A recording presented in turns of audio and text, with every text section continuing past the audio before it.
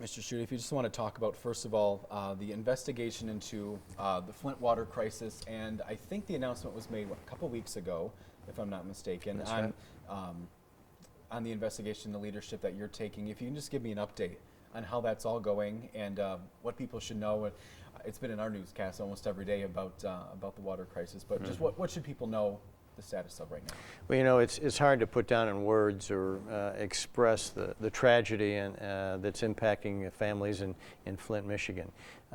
When you just think, if you had a newborn infant or a young child, you wouldn't want to bathe a young child or newborn infant in that stuff, and you shouldn't pay for water that you can't drink, and until the water's clean, you shouldn't pay for it. I mean, just the normal stuff that we take for granted every day, they can't do that right now in Flint, Michigan, where too many things went terribly wrong. So I'm putting into place an independent investigation as my job as Attorney General of Michigan to determine what laws, if any, may have been broken. Okay. And so another thing that I had just learned recently, and this is about a donation. This is a $10,000 donation from Todd Flood, and it looks like this was to your campaign in 2010, 2013, and 2014, and the fact that he's the head of the investigation. Should that be concerning to people in terms of a fair and accurate investigation to everything happened with that money being donated to your campaign? Is that something that people should, any red flags should be raised? And not at all. And this is a high-quality, tough-nosed former prosecutor in Wayne County in Detroit, and he's given money to Democrats, Republicans, and if you get a top-shelf attorney and we want to have a investigation that is second to none, all these attorneys, she or he, are going to bump into politics. And so this gentleman, Todd Flood's given to Mayor Duggan, a Democrat, Kim Worthy, a Democrat, and the fact he's given to me, I don't care. This is all about making sure we find the truth. And this is going to be, Joe Friday, just the facts. Wherever the facts go, it'll be, and wherever the chips fall, doesn't matter. This is about doing my job, my constitutional responsibilities as Attorney General, to make sure that I enforce the law, and that's just what I'm doing. Mm-hmm. And so what kind of word would you give to Michigan residents talking about that fair investigation and every T will be crossed, I will be dotted? Yeah. Yeah, we're going to leave no stone unturned, and I put together a team like this, that we have this top-flight former prosecutor, a tough attorney, and the former head of the Detroit FBI with impeccable credentials, and also a former leader of the Michigan State Police. And so we have a great threesome who will be doing this independent investigation. It'll be thorough, it'll be independent, it'll be complete, and the chips fall where they may. Mm-hmm. In terms of the time frame, any kind of indication? I'm just curious on this. Sure. It's obviously a large investigation. Well, it's a really good question, but this is a big issue, because just think of the families in Flint. And too many people view this issue as Flint as some chessboard where they try to gain political advantage and who can get ahead of the other, or who can attack. That just is so callous, and what it means is it just views the citizens and families of Flint as mere pawns. These are real people. These are families. These are people, the kids that have been exposed to lead poisoning, and what that would impact them in the future. That's why I'm doing an independent investigation. The time frame on it, it's hard to say, but it'll be thorough and complete, and it'll be prompt. But you're not going to rush justice. We're not going to do this on the cheap. It's going to be a high performance, and that's the type of an independent investigation we'll conduct. Mm-hmm. Appreciate that, Bill. You and bet. then also moving on to another Flint topic here, but the fact that your office will not be representing current and former state employees and the people named in the lawsuit. What's the reason behind that? It goes this way, and that's a really great question. Ever since the days of Frank Kelly, we put into place conflict walls where the Attorney General office will have a separate legal team defending one side of an issue, and at times a separate independent team separated by an ironclad firewall. And this has been since the days of Frank Kelly, and this happened during the Detroit bankruptcy as an example. So we put together independent legal teams, and those employees from the Department of Environmental Quality who either resigned or been fired. Civil service rules require attorneys to be appointed, and so that'll be a whole separate group of attorneys representing former employees of the DEQ. And then are there groups of people who you can represent? How does that work? And it's a really great question. So you have this firewall, ironclad, managed by an ethics manager, an ethics attorney within the Department of Attorney General. So on one side of this ethics wall will be I and the special counsel and the former head of the Detroit FBI. And on the other side, it'll be the chief deputy attorney general and the chief legal counsel representing the governor and other departments of government. Okay. And let's see here. There's just so much to talk about. I know. Here. So these are really good. Did you go to law school or what? What is this? I did. No, I didn't go to law school. No, we get to talk a little bit about everything with our jobs here. Yeah, I'm sure. My wife used to be in broadcasting, so at EYI and JRT and over in Grand Rapids as well. What's her name? Former Cynthia Greeby. She was anchor for 14 years in Grand Rapids. Okay. Yeah. So you have a sense that we get to.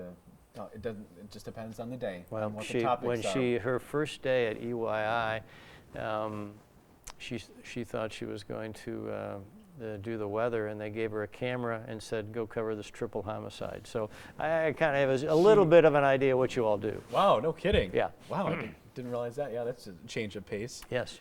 Talking now about back to the residents in Flint and when they can expect to turn on their faucet and be able to drink it straight out of there. What's the timeline that you're looking at for them to have safe water? Well, that's something that other state officials are working on. And my whole investigation as Attorney General, this independent investigation, is about, it's the road back to try to rebuild trust and restore confidence in citizens of Flint. It's going to take some time. Let's not kid ourselves.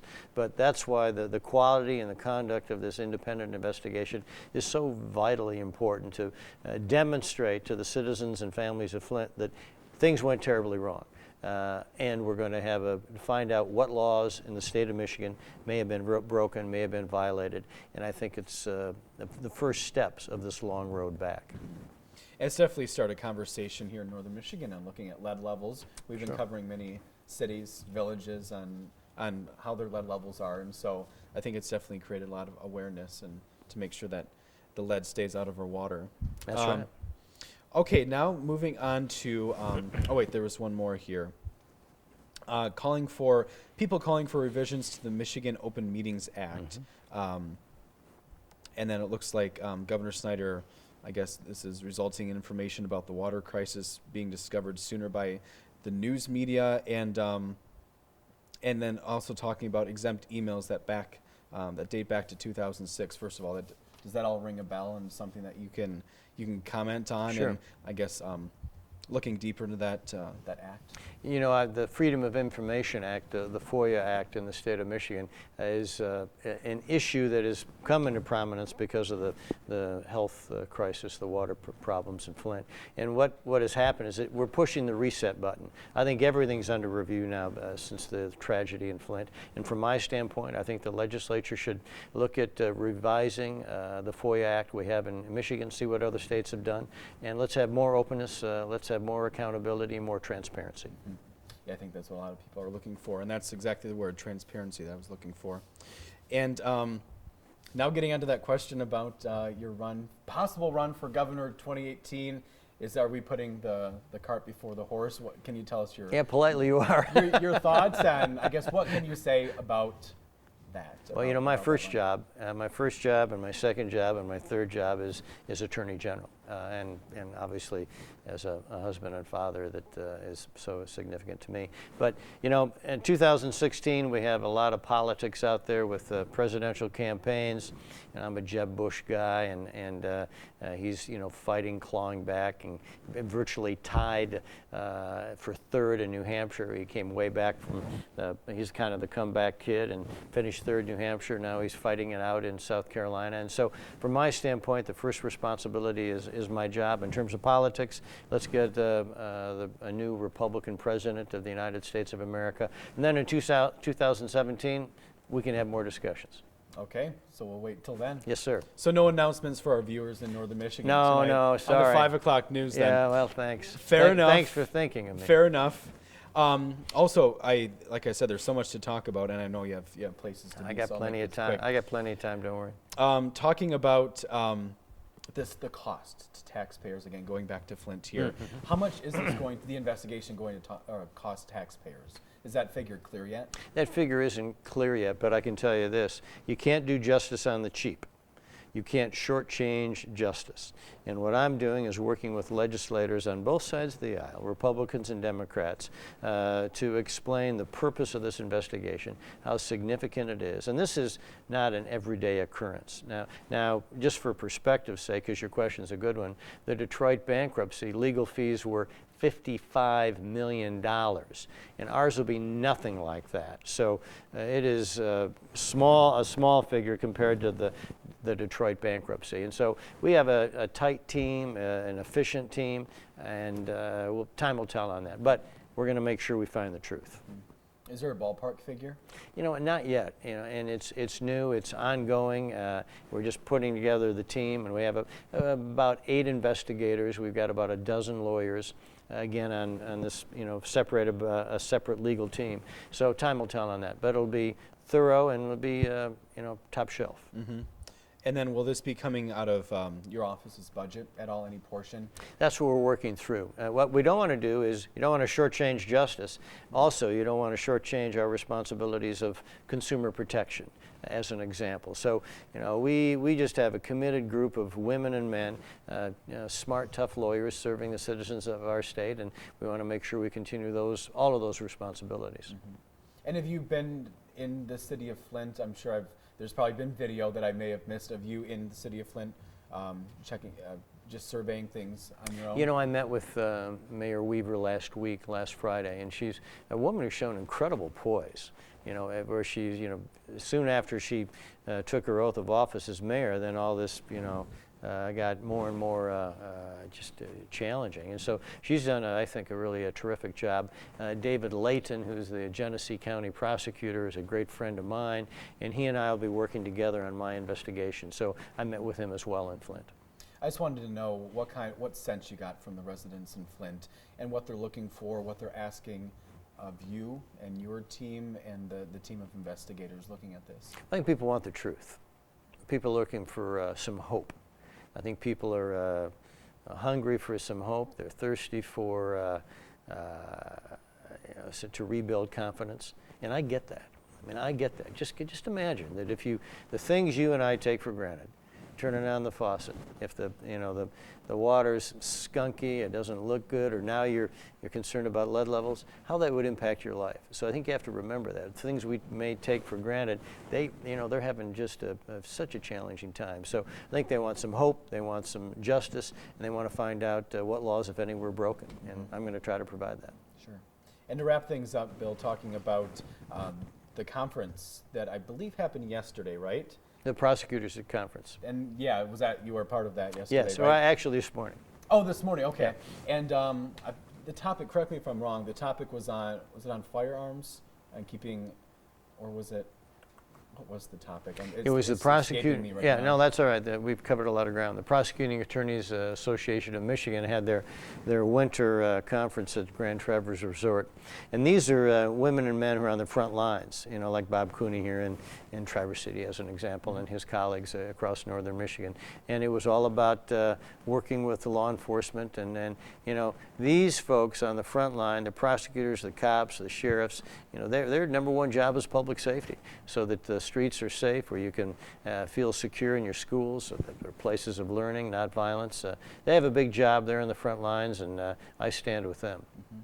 Well, I feel like there's a particular topic, though, and I can't think of it. Boy, I'm sorry. I guess Yeah, maybe I was just hearing things, but there No, that's all wasn't right. there wasn't a main topic, just a general. Not specific. I kind of gave meeting. I kind of gave an update and all of that, and had a lot of fun. These Sure. are friends of mine, and they're frankly leaders from whom I've learned some big lessons, and so I look to them for advice. And what was the update that you gave? I talked about the significance of law enforcement, and that they're. I wanted them to know that there are some folks who that there's who don't understand the importance of law enforcement on the front line, and that I'm going to stand with them. And I wanted to encourage them, and also wanted to talk about we did some great work on civil forfeiture bills legislatively, working with them, and that we worked with the prosecutors on these sexual assault kits so that we can track down serial rapists, and so it's a great partnership. Anything else, Bill, that you wanted to mention? You've given us a lot of time. I appreciate it. No, you're welcome. I don't think so. You've about covered the gamut, I think. Okay. Bill, thanks so much for your Thank you time. very much. I enjoyed it. It was fun.